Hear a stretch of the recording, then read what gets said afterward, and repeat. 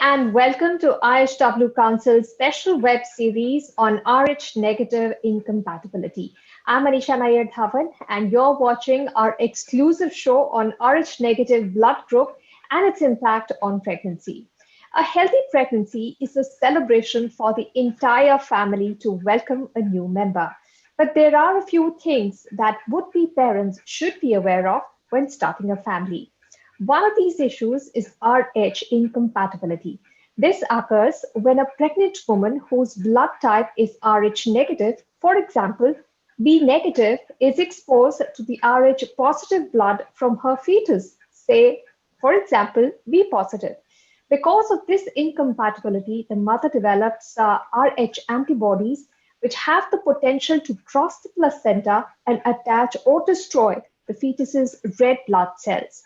This causes the fetus to become anemic. In severe cases, the baby may need special blood transfusions called exchange transfusions either before birth, which is the intrauterine fetal transfusion, or after delivery. Some fetuses may also have jaundice and anemia because of this condition. Now, on our show today, this is a special one as we're going to talk about Rh negative blood group and its impact on pregnancy.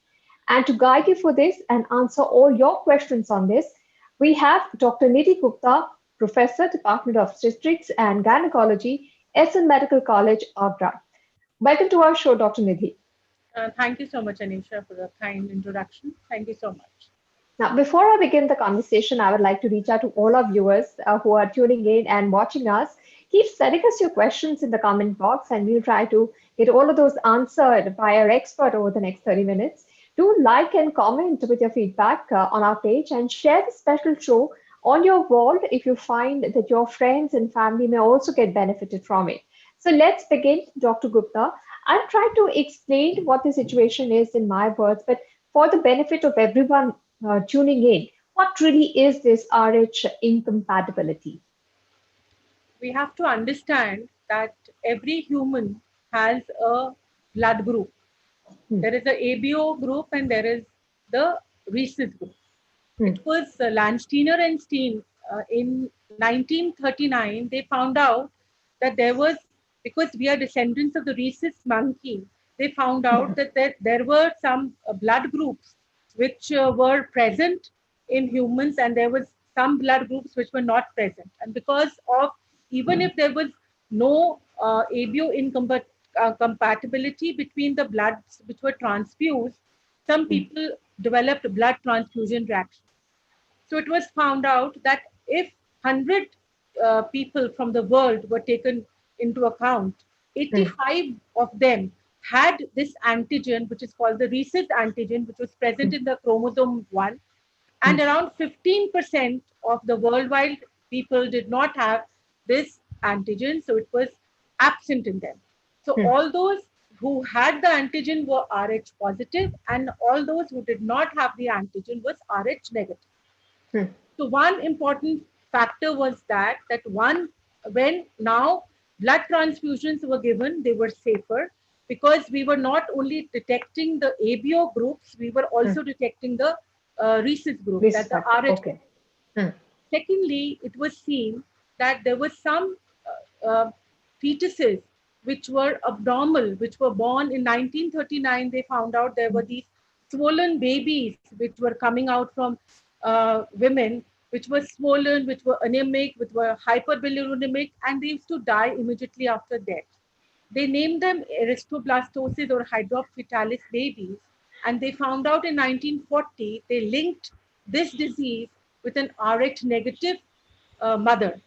That is, if an Rh negative mother marries an Rh positive uh, person Partner. Hmm, and has a baby from an Rh positive husband, then there is 50 to 100% chances that the baby will be Rh positive. Because this Rh positive antigen is not present in the Rh negative mother, the blood and the whole system of the Rh negative woman takes it as foreign and makes antibodies against it. And this is called as alloimmunization. And these antibodies in the first pregnancy, what happens is that it takes almost 3 to 4 months for these antibodies to form. and it takes a longer time. There is a weak antibody response, and we have the IgM antibodies, which do not cross the placenta. So the first pregnancy can go just forego without any effect on the baby. But what happens subsequently, that when the woman conceives again for the second or the third time, the, the immune system has these ready antibodies present. And once she conceives again, these immunoglobulins, they cross the placenta and cause the hemolytic disease of the newborn. This is the gist of the story as it is. And if you would like to, this rhesus antigen is very, very rare in the Chinese and the Japanese population, and very, very high in the Spanish and the Caucasian. And because of a lot of mixed cross marriages and misbreeding and other things, India was actually at a 4% rate, and now we are seeing that RH negative pregnancies are high to the tune of 8 to 10%. So All the right. need for all of us to be aware to save the baby from perinatal mortality and morbidity. Right. So, ma'am, the way you explained it, you said that a small percentage of the general population has the Rh negative rhesus factor. And during blood transfusion, we are safe because we investigate beforehand, what kind of blood we're getting. But True. how does the child get impacted? Because, the mother's blood is running through her veins and the child is safely inside the placenta. So, how do these antibodies cross over and then attack the little baby's red blood cells? A very nice point, Anisha, because we have to understand that there is people think, they say that the mother has given the blood to the child. It is actually not scientifically correct. Normally, what happens that the yolk sac, Hmm, even as early as 36 days, starts hmm, forming RBCs, and then the hematopoiesis of the baby occurs in the liver. Mother makes her own blood, the fetus hmm, makes his or her own blood, and there is no mixing of blood. Only what happens, the placenta forms and the villi, the maternal villi and the fetal villi just come and cross each other like this. hmm, So there is no mixing actually. There is only passage. There is a small lining which passes the nutrients and the oxygen from the maternal side to the hmm, fetus, and all the excreta goes to the mother. What happens is that whenever there is this break in this placental barrier, because of any reason, antepartum hemorrhage, any abruption, or at the time of delivery, when there is a little break in this, there is something known as the fetal-maternal hemorrhage. That is, the fetal RBCs come into the maternal circulation. Whenever this occurs, then the if it is the first pregnancy, presence of these fetal RBCs with this foreign antigen for that mother, because the mother is Rh negative. For hmm, her, these fetal RBCs carrying the rhesus antigen are foreign. So her body makes antibodies. In the first pregnancy, these antibodies are IgM antibodies, which are weak antibodies, and they are bigger antibody which do not cross the placenta, but the hmm. mother becomes sensitized. So usually the first child will not be affected by the hemolytic disease of newborn. So, what you're saying when the mother is sensitized, it means that during the first pregnancy, if these antibodies are formed, should the mother on a subsequent occasion have Rh positive blood somewhere in her body, then the antibodies will react and attack it as foreign object. No, no, I don't. The mother should never be given Rh positive. No, See, no. If the fetus's blood comes in contact with the mother, so now the body recognizes because of the previous episode. so it recognizes it and makes antibodies. And what Hmm, happens is once the antibodies are made, the antigen antibody reaction occurs, and these RBCs are killed. They are live. They break down. Because of the breaking down of these RBCs, there is fetal anemia hmm, and there is hyperbilirubinemia. So I would just want to say that in the first pregnancy, the mother is sensitized and she Hmm. makes antibodies. These are like, the BSF soldiers who Hmm. kill the infiltration of foreigners. Hmm. It is just like that. This Hmm. is a random attack to that mother. And next time when the attack, the PSF is well prepared and the antibodies are there is an amnestic reaction, there is a very quick response, there is a lot of antibodies, and these antibodies cross the placental barrier, go to the fetus, and kill the fetal arteries. Hmm. So that's why it will cause problems in the fetus. In Ma'am, the how often is this seen in the Indian perspective? And uh, I mean, would-be parents aware about this at all? the awareness is very very poor, and I think it is very very important that I feel that in the adolescent education programs where you are giving tetanus toxoid to the young adolescent girls before marriage, a blood grouping, which is such a simple test, should be done. So it's important that when you do the horoscope matching of the partners, it should be the blood group matching, which is more important now, because but a lot of things have changed over the world. Over the with a lot of changes have come, and we are able to save a lot of babies. And now the immunization, the iso immunization, allo immunization rates have gone down by prevention and with anti-D immunization to almost to the tune of 0.1%, which were very very high earlier. So So you're I saying that even if there is RH incompatibility between the partners, say a man and a woman, that shouldn't be a reason for them to not start a family or not get married because there are treatments available. it is important that they go for preconceptional counseling before Okay. that. If the mother is RH negative, the whole problem starts with the mother. See, if there are a lot of things like, it's because this is a public awareness program. If the Mm, father is um, homozygous with the D antigen, then all the progeny, all the kids he produces will be positive. If he's mm. heterozygous, then 50% of the kids may be just RH negative. So if the mother, our RH negative mother carries a RH positive baby, then there is problem for that baby. Right. I mean, I started getting a few questions from those watching the show, and one Facebook user is asking, does this occur only after hemorrhage, or every negative mother will develop the antibody? Very nice question. Usually it occur there are minute hemorrhages which keep occurring all the time. And as the gestation advances, these hemorrhages go on increasing. Normally, the amount of hemorrhage, if there is not a major hemorrhage, it is less than 3 ml. But these minute hemorrhages are always there, so the mother gets sensitized to the and makes the antibodies. So that's why there is this prevention program where Mm, all women who are Rh negative, whether they are alumnized, whether they are Coombs test positive or not, should be mm. given an anti-D at 28 weeks.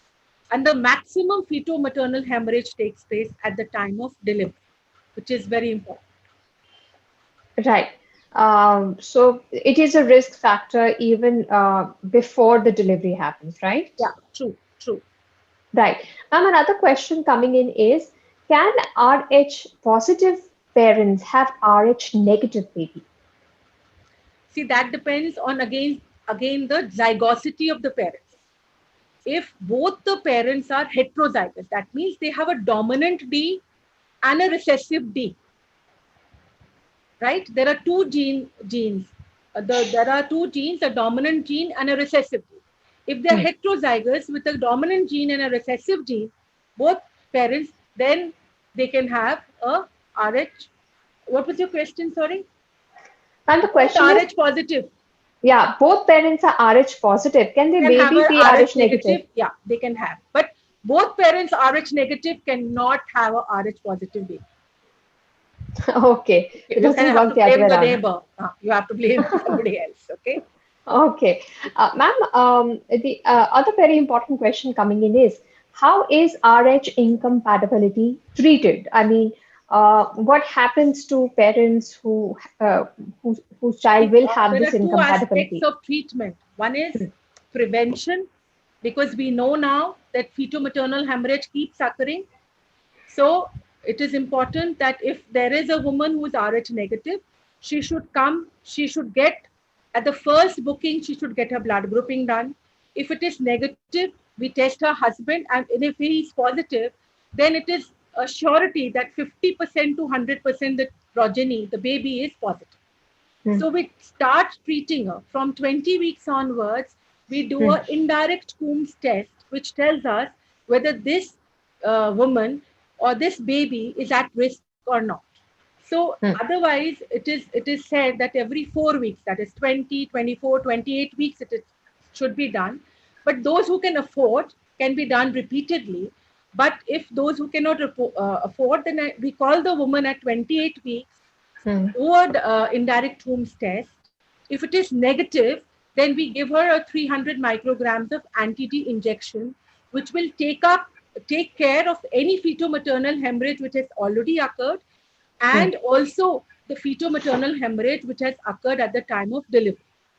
Hmm. And the second thing is that we give another anti-D 3000 micrograms of injection within 72 hours of the delivery of the baby, so Hmm. that if in case she wants to become pregnant again, that this will cater to all the fetal-maternal hemorrhages which have taken place at the time of delivery.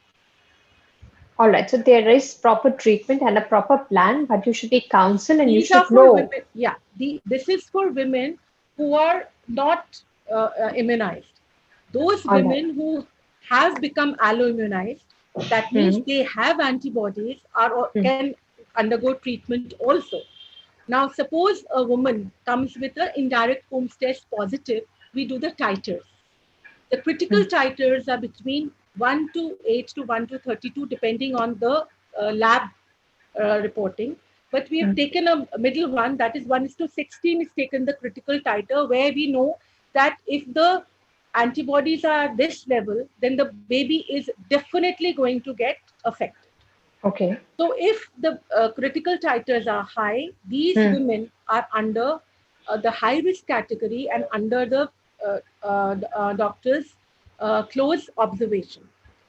Few years back, Anisha, we were having, this area was actually in the gray zone, and we used to Hmm. do amniocentesis of the women, and Yeah. we used to do spectrophotometry at 450 nanograms and see, and there were fantastic Lilly charts, because what happened, this child, because of the antibody, the blood used to get destroyed, the bilirubin used to leak into the amniotic fluid, and this bilirubin was detected.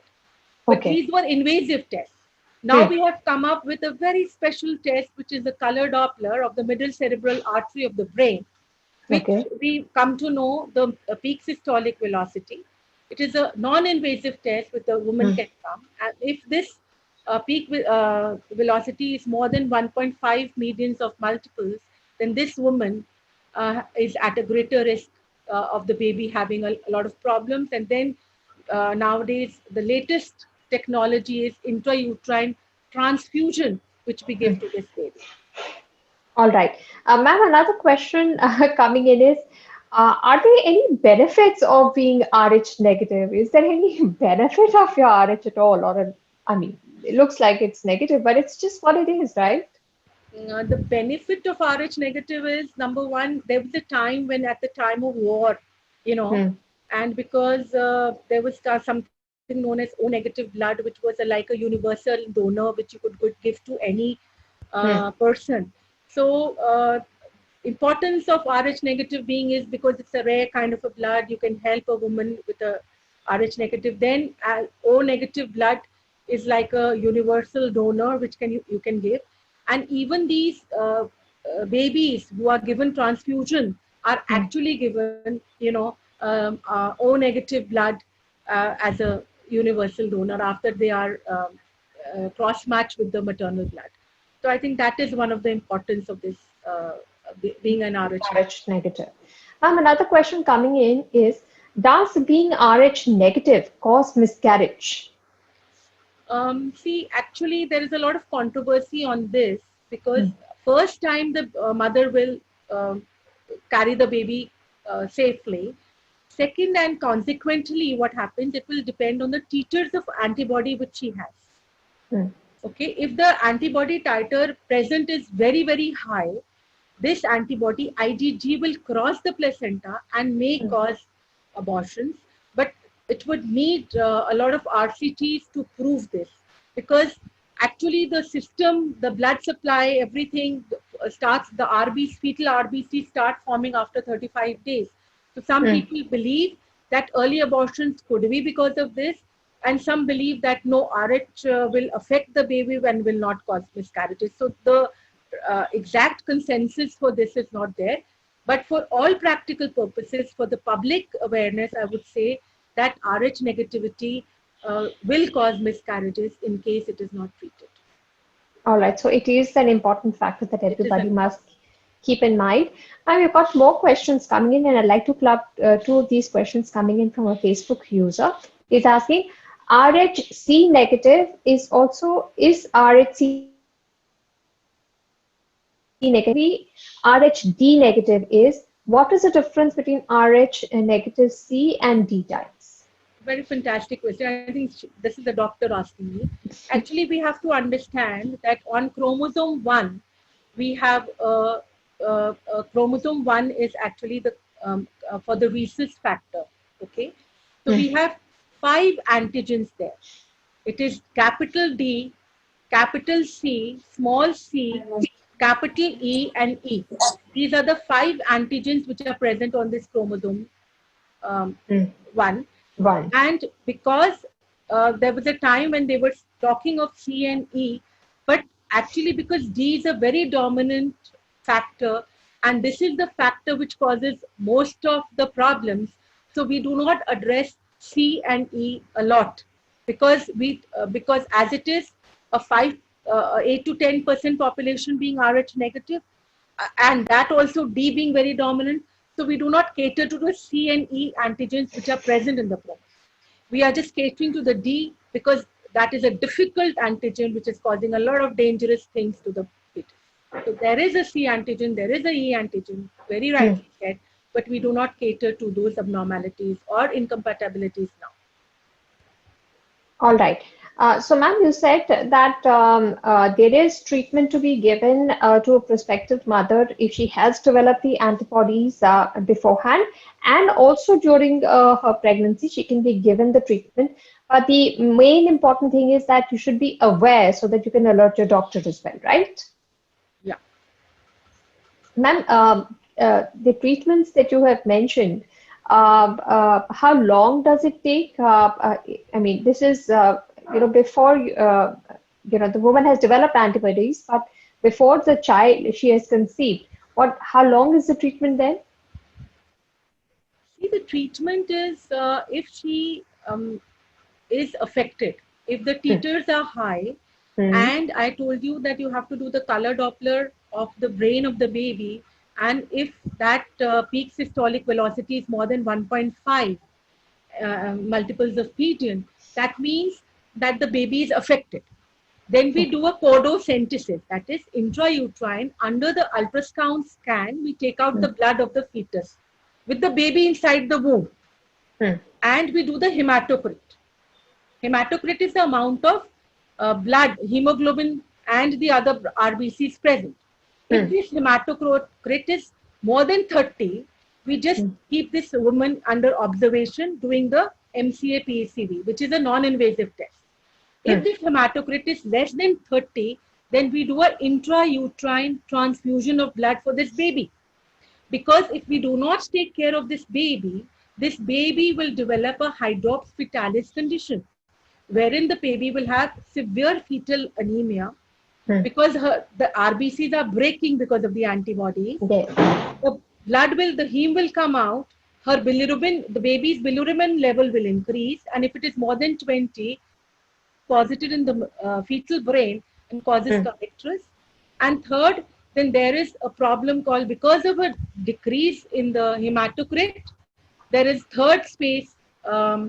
There is a lot of fluid collection in the abdominal cavity, in the pleural Mm. cavity, in the pericardial cavity, and the baby is, a swollen Buddha type of a baby, which is called hydrops fetalis. And these babies may even die inside the uterus, or may even be fresh stillbirths. So we have to save the baby, and saving the baby, we have come out with the fetal therapy, that is intrauterine blood transfusion for these babies. Right. Ma'am, say the TTRs are not very high and the mother carries the baby till term. So when the baby is born, does the baby need treatment then? Will the baby be fine? Will he have jaundice or anemia? And can these be treated at birth? Yeah, they can be treated postnatally also. And see, there are three type of fetuses: mild, moderate, and severe. Hmm. There are few fetuses who will just have a mild anemia, little bilirubin, high bilirubin levels, and that will be taken care of if the titers are not high. Hmm. Second variety is a moderate kind of disease in the neonate, where there will be severe anemia, there will be hyperbilirubinemia, where the baby will need phototherapy and will need, blood transfusions, and will be fine. The severe variety, we have to prevent a hydrops, and we have to treat the severe variety. That is important, because once the hydrops develops, it is very difficult for us to see such babies. So that is important. And so then these severe cases have to be treated in the intrauterine The fashion, time and you time, yeah. cannot wait till the time of the delivery. No, they have to be treated later too, but most important is that they are treated in the intrauterine life by fetal therapy. All right. And ma'am, now even in the medical community, is there sufficient awareness plus the existence of these high-end equipment to do this kind of testing, which you said was now non-invasive? See, these testings are not available everywhere. There's fetal therapy. There are special fetal medicine doctors who are Hmm. trained to do this. So Okay. everywhere this is not available. And you know what? In places like me, I'm in a government medical college where we do not have fetal medicine people, and we are not doing intrauterine transfusions. For there, what we do is, once the baby is out, we do an exchange transfusion. That Okay. is, we take out the affected blood.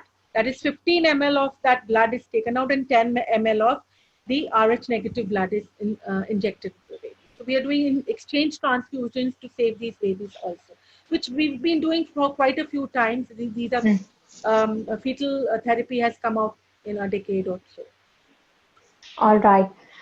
Dr. Nidhi, thank you so much for joining us today and helping us with all the questions that you've answered.